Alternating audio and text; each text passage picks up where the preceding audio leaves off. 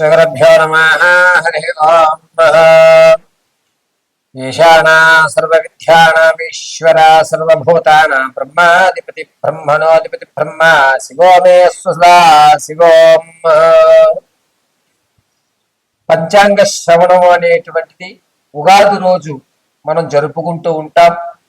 2026 అనేటువంటిది తెలుగు నామ సంవత్సర ప్రకారంగా చెప్పుకోవాలి అంటే కనుక మార్చి 19వ తారీఖు నుంచి ప్రారంభమవుతుంది. అయితే కొంతమంది తమ యొక్క ఆలోచన విధానాన్ని అంటే న్యూ ఇయర్ నుంచి కొత్త జీవితం ప్రారంభం చేద్దాం, న్యూ ఇయర్ నుంచి ఒక కొత్త గోల్స్ ఏర్పరచుకుందాం, ఈ న్యూ ఇయర్ నుంచి నా జీవితంలో కొన్ని చెడు వ్యసనాలు వదిలేద్దాం, ఈ కొత్త సంవత్సరం అంటే ఆంగ్ల సంవత్సరమైనటువంటి జనవరి 1వ తారీఖు నుంచి కూడా నేను ఇలా మారదాం అనుకుంటున్నాను, నా యొక్క ఆలోచన విధానం కానీ స్థిరాస్తులు కానీ నేను ఈ సంవత్సరం నుంచి ఇంకా అప్పులు చేయడం కానీ అప్పులు ఇవ్వడం కానీ మానేద్దామని కొన్ని నిర్ణయాలు కొంతమంది తీసుకుంటూ ఉంటారు. అటువంటి వారు జనవరి 1వ తారీఖు నుంచి 2026 డిసెంబర్ వరకు కూడా ఏ విధమైన ఫలితాలు ఉండబోతున్నాయి అనేది మాత్రం తెలియజేసుకుందాం. ఇది కేవలము ఆంగ్లనామ సంవత్సరాన్ని అనుసరించి మాత్రమే మీకు చెప్తున్నటువంటి పంచాంగ శ్రవణం. జాగ్రత్తగా వినండి, గుర్తుపెట్టుకోండి. ఇది పంచాంగ శ్రవణము కాదు. పరాభవనామ సంవత్సరం జరిగేటువంటి మార్పులు కానీ స్థితులు కానీ చెప్పడం లేదు.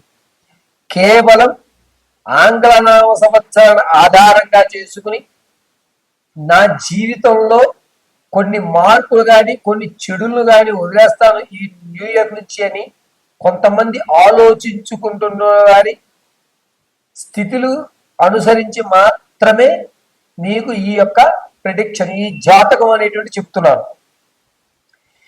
ఇది కూడా ఎందుకు చెప్తున్నారు గురుగారు, పంచాంగ శ్రవణం రోజు చెప్పచ్చు కదా అని అంటే, జనవరి 14వ తారీఖున అనురాధ నక్షత్రం అంటే జనవరి 14 బుధవారం అండి. బుధవారం రోజు జనవరి 14 బుధవారం అనురాధ నక్షత్ర సింహలగ్నం నందు సూర్యుడు మకరంలోకి మారుతున్నాడు. దీనివల్ల కొన్ని రాసుల వారు అంటే ఉన్నటువంటి 12 రాసుల్లో కొన్ని రాసుల వారికి ఆలోచనలు మారుతూ ఉంటాయి. అయితే ఈ ఆలోచన ఏ విధంగా మారబోతోంది అనేటువంటి విషయం, ఈ మారినటువంటి ఆలోచన వల్ల మీరు తీసుకునే నిర్ణయాలకి వల్ల మీరు అప్పులు పాలవుతారా, లేకపోతే విదేశాలకు వెళ్ళి స్థిరపడేటువంటి అవకాశం ఉంటుందా, లేకపోతే ఏదన్నా వివాహం జరగడం లేదు ఈ సంవత్సరం వివాహం జరిగే అవకాశం ఉందా అనేటువంటి ఖచ్చితంగా రవి సంక్రమణ తదనంతరం మనలో కొన్ని మార్పులు సంభవిస్తాయి. ఆ మారినటువంటి స్థితిని అనుసరించి మాత్రమే మీకు ఈ పంచాంగ శ్రవణం 2026 జనవరి 1వ తారీఖు నుంచి డిసెంబర్ 31వ తారీఖు వరకు కూడా నా జ్ఞానాన్ని ఉపయోగించుకుని అమ్మవారి అనుగ్రహంతో నా తండ్రి యొక్క ఆశీస్సులతో మీకు తెలియజేయడం జరుగుతుంది. ఇది కేవలం నేను చెప్పేటువంటి ఈ జాతకం కేవలము రవి సంక్రమణ ఆధారంగా మాత్రమే చెప్తున్నాను. అది కూడా గోచార రీత్యా మాత్రమే. ఇది గుర్తుపెట్టుకోండి. మనం మారాలి అంటే రేపటి నుంచి మారుతాను అనేటువంటిది ఎవరు చెప్పరు. 1వ తారీఖు నుంచి మారదాం, రేపు 10వ తారీఖు నుంచి మారదాం, ఇలా ఆ యొక్క డేట్ని కొంచెం మెన్షన్ చేస్తూ ఉంటారు. ఏవయ్యా ఇల్లు ఎప్పుడు కొందాము, నెక్స్ట్ ఇయర్ కూడా ఇస్తానండి, తర్వాత సంవత్సరం జనవరి 10-15 తర్వాత శుభగడియలు వస్తున్నాయి కదా, రవి మారిన వెంటనే ఇల్లు కొనేటువంటి ఆలోచనలో ఉంటాను. యా చెడు వ్యసనాలు ఎప్పుడు మానేస్తున్నావు, రేపు న్యూ ఇయర్ నుంచి మానేస్తామండి, న్యూ ఇయర్ రోజు ఒక్కరోజు అనేటువంటి మాటను అనుసరించి మాత్రమే నీకు ఈ ప్రిడిక్షన్ అనేది చెప్తున్నాను.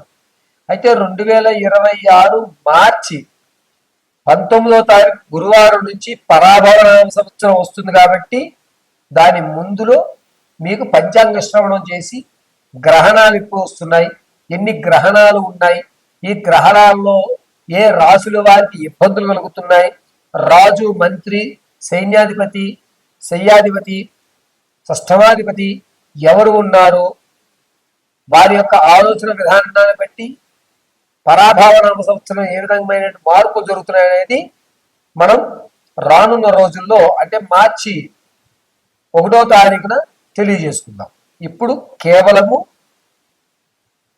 ఆంగ్లనామ సంవత్సరం ఆధారంగా జనవరి 14వ తారీఖు బుధవారం రోజు అనురాధ నక్షత్రంలో సింహలగ్నంలో సూర్యుడు మకరంలోకి మారడం అనేటువంటి దాన్ని బేస్ చేసి మాత్రమే గోచార రీత్యా మీకు ప్రిడిక్షన్ చెప్పడం జరుగుతుంది.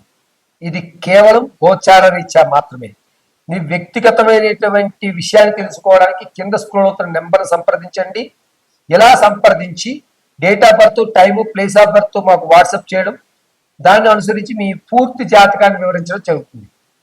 డేట్ ఆఫ్ బర్త్ తెలియకపోతే మీ యొక్క ఫోటో ఆధారంగా మేము అడిగేటువంటి 3 ప్రశ్నలకు మీరు చెప్పేటువంటి సమాధానాల ఆధారంగా మీ పూర్తి జాతకాన్ని, అసలు భవిష్యత్తు ఉంటుందా, భవిష్యత్తులో నాకంటూ కొన్ని పేజీలను నేను లిఖించగలుగుతానా, అనుకున్నటువంటి అమ్మాయిని వివాహం చేసుకోగలుగుతానా, ఆర్థికంగా నిలబడగలుగుతానా, ఆరోగ్య సమస్యల నుంచి బయటపడగలుగుతానా, ఏ విధమైనటువంటి దేవతారాధన, ఏ విధమైనటువంటి దానాలు, ఏ విధమైనటువంటి పుణ్యక్షేత్రాలు నేను ధరిస్తే నాకు లాభదాయకంగా ఉంటుంది, అందరికంటే నాకు ఒక గుర్తింపు సమాజం ఎప్పుడు కలుగుతుంది అనేటువంటివి పూర్తిగా మీకు వివరించి చెప్పడం జరుగుతుంది. కన్యారాశి వారికి ఆంగ్లనామ సంవత్సరం జనవరి 1వ తారీఖు నుంచి డిసెంబర్ 31వ తారీఖు వరకు ఏ విధంగా ఉండబోతోంది అనేది జనవరి 14వ తారీఖున రవి మకరంలోకి ప్రవేశించడం వల్ల, అందులోనూ సింహలగ్నం అనురాధ నక్షత్రంతో మారడం వల్ల జరిగేటువంటి విపత్తులు ఏమిటి అనేది తెలుసుకుందాం. కన్యారాశి వారికి అనుకున్న పనులు ఆగడం, వస్తున్నటువంటి ధనం ఒక్కసారిగా స్ట్రక్ అవ్వడం అనేటువంటిది మార్చి 12వ తారీఖు నుంచి ఏప్రిల్ 24వ తారీఖు వరకు కూడా రావాల్సిన బల్క్ అమౌంట్లు, అంటే కంటిన్యూగా వస్తున్నటువంటి ధనం ఒక్కసారిగా స్ట్రక్ అవ్వడం, ఎందుకు ఇలా జరుగుతోంది అనేటువంటి విషయం అర్థం కాకుండా ఇబ్బందులు పడడం అనేటువంటి జరుగుతుంది. పైగా పరాభావనవ సంవత్సరం మార్చి 19వ తారీఖు తర్వాత నుంచి కూడా దైవానికి సంబంధితమైన కార్యక్రమాల్లోనే పాల్గొవాలి, ఏది శాశ్వతం కాదు, భగవంతుడు నాకు ఈ జన్మ ఎందుకు ఇచ్చాడు అనేటువంటి వైవిధ్యమైన ఆలోచనతో కొనసాగుతూ ఉంటారు కన్యారాశి వారు. కన్యారాశి వారికి వ్యాపారం పెట్టి అందులో 2-3 బ్రాంచ్లు ఓపెన్ చేసి ఇంత స్లో వ్యవస్థ అనేటువంటిది ఈ సంవత్సరం నచ్చదు. ఒకేసారి 2-3 పార్ట్నర్స్తో 2-3 బ్రాంచ్ల్ని ఏకకాలంలో, అది కూడా జూలై 8వ తారీఖు నుంచి ఆగస్టు 11వ తారీఖు మధ్యలో ఖచ్చితంగా వ్యాపారాలు మీరు 3 బ్రాంచ్లు ఓపెన్ చేసేటువంటి అవకాశం లభిస్తుంది కన్యారాశి వారికి. క్రిత ఏడాది కంటే ఈ సంవత్సరం కొంచెం పర్వాలేదు, మన మాటకి విలువ పెరుగుతోంది అనేటువంటి ఆలోచన కలుగుతూ ఉంటుంది. కన్యారాశి వారు ఆరోగ్యం విషయం దగ్గరికి వచ్చేసరికి ఈ చెవి దగ్గర నుంచి భుజం వరకు కూడా చాలా జాగ్రత్తగా ఉండవలసిన ఆలోచన, వినికిడి తగ్గేటువంటి అవకాశం ఆగస్టు 8వ తారీఖు నుంచి సెప్టెంబర్ 4వ తారీఖు మధ్యలో జరిగేటువంటి అవకాశం లభిస్తోంది. తాత ముత్తాతల నుంచి లభించేటువంటి ఆస్తి కానీ, మీ యొక్క ఆలోచన విధానానికి సంబంధించి ధనం కానీ, మీ చేతులు ఎక్కువ ధనం కనబడటం అనేటువంటిది వచ్చేటువంటి జూన్ 14వ తారీఖు నుంచి సెప్టెంబర్ వరకు కూడా ధనాన్ని మీరు చూడడం, ఆ ధనాన్ని అవసరమైన వాటి మీద ఇన్వెస్ట్ చేయడం, దీనివల్ల రానున్న రోజుల్లో మీరు ఆర్థికంగా ఇబ్బందులు పడకుండా వేసే ప్రణాళికలన్నీ కూడా సవ్యంగా జరగడం అనేది జరుగుతూ ఉంటుంది. కన్యారాశి వారు ఏప్రిల్, మే, జూన్ ఈ 3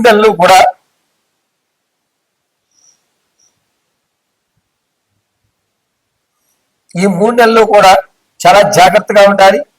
ఈ 3 నెలల్లో మీ పాత బంధాలు ఏవైతే ఉన్నాయో వాటి వల్ల వచ్చేటువంటి భవిష్యత్తుకి ఇబ్బంది పెట్టేటువంటి విధంగా మిమ్మల్ని బ్లాక్మెయిల్ చేసేటువంటి అవకాశం ఈ 3 నెలల్లోనే ఎక్కువ కనబడుతోంది. మీ పాత స్నేహాలు కానీ, పాత బంధాలు కానీ ఏవైతే ఉంటాయో వాటికి సంబంధించిన ఆధారాలు ఏవైతే ఉంటాయో వాటిని గోప్యంగా ఉంచుకోండి, లేదా వాటిని పూర్తిగా నాశనం చేయడం చాలా మంచిది. కన్యా రాశి వారు ఈ సంవత్సరంలో ఆగస్టు తర్వాత నుంచి కూడా ఆలోచన ధోరణి మారడం, మీ యొక్క ఆలోచన అనేటువంటిది అభివృద్ధి చెందడం, ఇలాగే మనం ఆలోచించాలి, ఇంతవరకు నేను ఆలోచించిన దారి వేరు అనేటువంటి ఒక నిర్ణయానికి రావడం జరుగుతుంది. ముఖ్యంగా కన్యా రాశి వారు నమ్మి మోసపోయేటువంటి అవకాశం జూలై 12వ తారీఖు నుంచి సెప్టెంబర్ 8వ తారీఖు మధ్యలో జరిగేటువంటి అవకాశం ఎక్కువ లభిస్తుంది. కన్యా రాశి వారు స్థిరాస్తిని అమ్మేసుకునేటువంటి అవకాశం అక్టోబర్లో 3వ తారీఖు నుంచి అక్టోబర్ 24 మధ్యలో ఖచ్చితంగా మీ స్థిరాస్తి ఏదైతే ఉంటుందో ఆ స్థిరాస్తిని పూర్తిగా విడిచిపెడుతూ ఉంటారు. ఈ కన్యా రాశి వారు సంవత్సరాంతము కూడా మేధా దక్షిణామూర్తి ఆరాధన చేయడం చెప్పదగ్గ సూచన. తర్వాత